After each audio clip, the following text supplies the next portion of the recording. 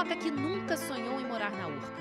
Pode-se dizer, sem medo de errar, que este é o bairro mais charmoso do Rio de Janeiro. A cidade começou aqui. Esse pedacinho de terra guarda muitas histórias. A primeira rua da cidade, um hotel balneário, um cassino cheio de glamour, a primeira emissora de TV, o lugar preferido dos artistas. Você está convidado a desvendar os encantos da Urca comigo. Eu sou Aline Bordalo, detetive dos bairros.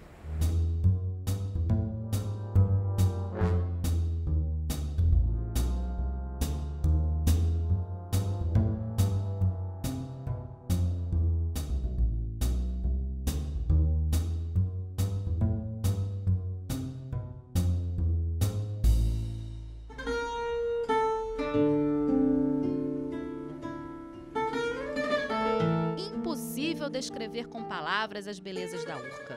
Imagina o que Estácio de Sá sentiu quando avistou essa terra em 1565. A minha investigação começa justamente nessa época. Milton, onde tudo começou, na verdade? Em que ponto da Urca? Bom, o Rio de Janeiro começa bem perto daqui.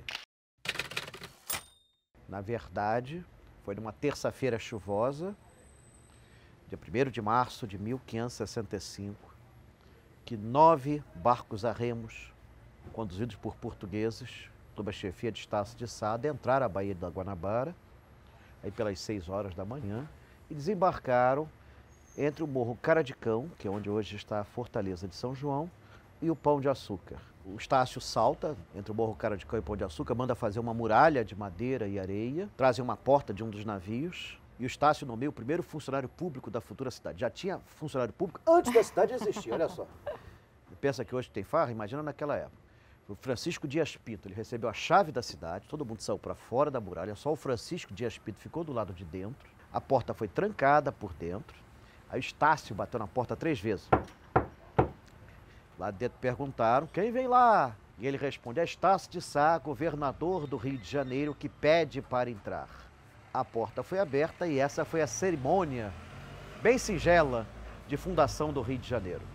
Para quem gosta de minúcia, era dia 1º de março de 1565, terça-feira, aí pelas 6 horas da manhã. Para quem gosta de horóscopo, o Rio de Janeiro nasceu em Peixes, com ascendente em Peixes, um signo que se caracteriza por não guardar a memória. Agora, Milton, eu investiguei e sei que você possui um mapa misterioso. Como é essa história? Existe realmente um tesouro guardado aqui no Rio de Janeiro? Bom, a meu ver, a cidade do Rio de Janeiro toda é um tesouro. Com certeza. Mas há 30 anos atrás, um arqueólogo me entregou uma cópia de um mapa que ele recebera do pai dele. De quando? Eu calculo a data dele aproximadamente 1560. Ele está em francês, é da época da dominação francesa, mostra a entrada da Baía de Guanabara. Inclusive uma coisa muito interessante, o Morro Caradicão, que é onde está a Fortaleza de São João, o Pão de Açúcar e o Morro da Urca formavam uma ilha, que os franceses chamavam La Île Trinité, a Ilha Trindade. Está lá o Pão de Açúcar com o nome Pot de Sucre, né? E também os franceses chamam de Pot-au-Beurre, manteigueira. E na base do Pão de Açúcar tem uma indicação assim escrita Trésor, tesouro. No Morro da Urca, mais ou menos onde está hoje o Instituto Italiano de Design, tem um outro assim escrito Or, ouro. E na Enseada de Botafogo tem outra marcação semelhante, ou seja, 3 tesouros franceses da época de Villegaignon na Baía de Guanabara. Mas eu acho o maior tesouro, sinceramente, quando você olha para essa vista, isso aqui é o tesouro realmente dos cariocas. Monique, quando é que os militares começaram a ocupar a Urca? A presença militar na Urca, ela remonta ao século XVI, né? Tanto numa defesa contra a invasão francesa, depois, né, ao longo do tempo. Essa região, na realidade, eram diversas, quase que ilhas, né? Você vai ter os aterros e a construção de fortes, como esse aqui do século XVIII, que tem os restos aqui na Praia Vermelha, né, na escola e no Círculo Militar da Praia Vermelha. Enfim, ao longo do tempo, no século XIX, vai ter a construção aqui de uma escola militar, né? E hoje, de fato, essa região ela é muito simbólica historicamente, né? Por conta desses resquícios aqui, mas ela é uma região de ensino militar, né? A gente tem a Escola de Comando do Estado-Maior do Exército, tem o Instituto Militar de Engenharia, a Escola de Guerra Naval. Agora, como é que o bondinho começou a ser construído? De onde surgiu essa ideia meio maluca, né, para a época? É literalmente maluca. Na realidade, um engenheiro chamado Augusto Ferreira Ramos, ele foi um dos responsáveis pela exposição do centenário da abertura dos portos, né, que foi aqui em grande medida nessa região que tiveram, né, os estandes, os pavilhões. E sentado aqui ele teve a ideia de ligar, né, esses morros através de um caminho aéreo, que era uma novidade. Se eu não me engano, o Brasil foi o terceiro país, de fato, a ter isso. Quando ele começou a divulgar a ideia, achavam que ele era louco e falavam que ele devia ligar, na realidade, ao hospício que tinha, onde hoje é o FRJ, né? Mas, enfim, loucura ou não, ele conseguiu. Em 1912 teve a primeira conexão com cabo, né? Em 1913 a segunda e hoje, né, é um dos lugares mais visitados do Brasil.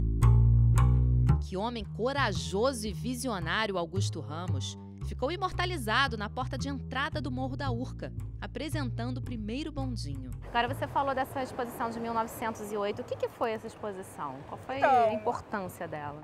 Por conta do centenário da abertura dos portos, né, quer dizer, o Brasil se abrindo para o mundo, né, já no caminho de se tornar independente, foi feita uma grande exposição com vários pavilhões dos estados brasileiros. Enfim, as pessoas acorriam para essa região. Tem alguns prédios que são aqui nessa região que são resquícios dessa época, como o próprio Instituto Benjamin Constant e o CPRM, que é o Centro de Pesquisa de Recursos Minerais. Então, ainda tem resquícios aqui e a ideia era essa, era celebrar o centenário da abertura dos portos. A exposição de 1908 foi para mostrar que o Rio de Janeiro estava limpo, que os estrangeiros podiam vir para cá, que podiam investir. E mostrando as nossas potencialidades, nossa indústria, nossa agricultura, o que nós produzíamos, o que nós fazíamos, o que nós aprontávamos aqui. Foram construídos diversos pavilhões, dos quais a maioria só durou o tempo da exposição.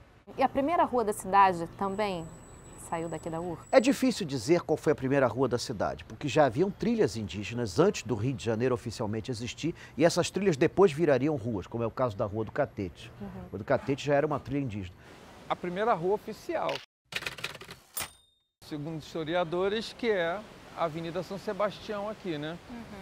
Dito que a Urca é toda aterrada, tudo um aterro. Mas você pode dizer que a Avenida São Sebastião, na Urca, está entre as ruas mais antigas do Rio.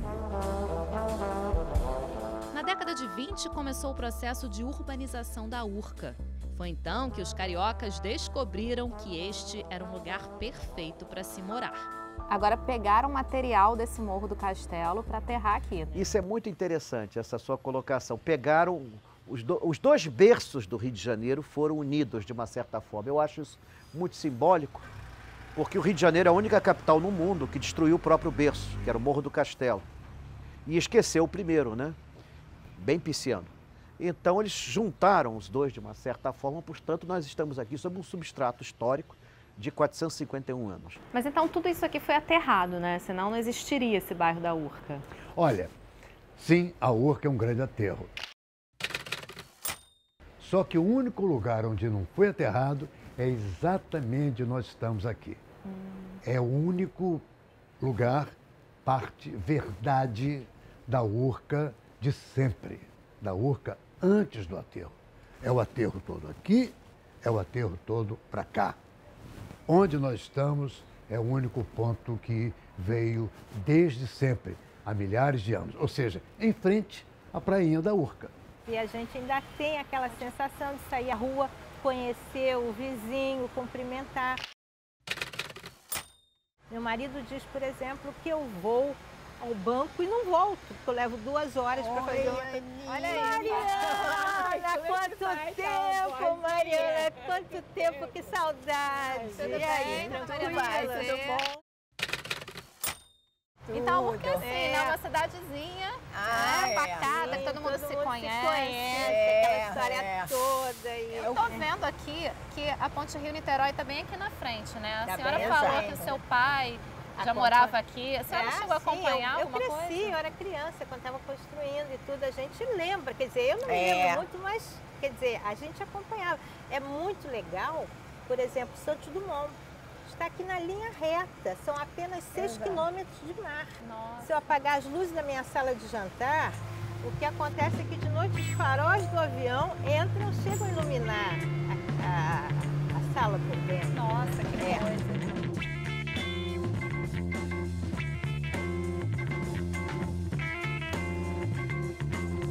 Mas espera aí, por que esse bairro foi batizado de Urca? Há duas versões. O Afonso Pena imaginou fazer um bairro aqui.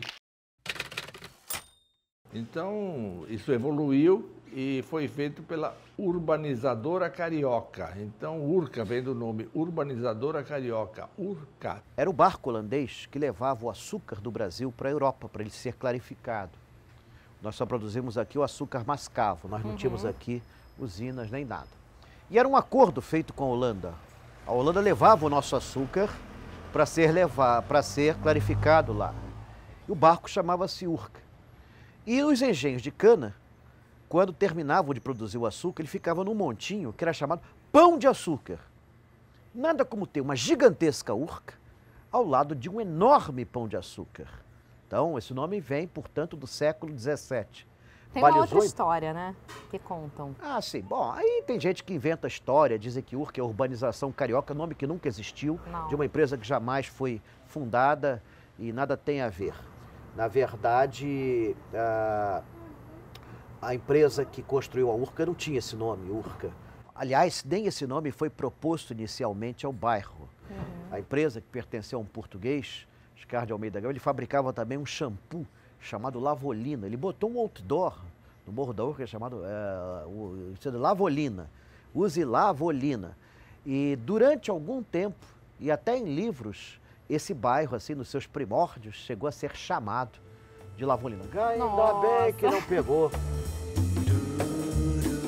Olhando essa paisagem maravilhosa da praia, eu fico imaginando como ela era convidativa para os atletas da época. Soube que uma famosa nadadora costumava treinar nesse pedacinho da Bahia.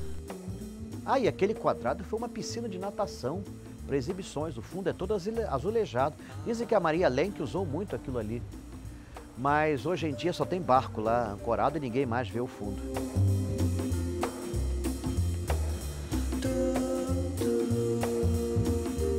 A perfeita combinação de mar e montanha atraiu esportistas, que começaram na Urca uma nova modalidade, o montanhismo.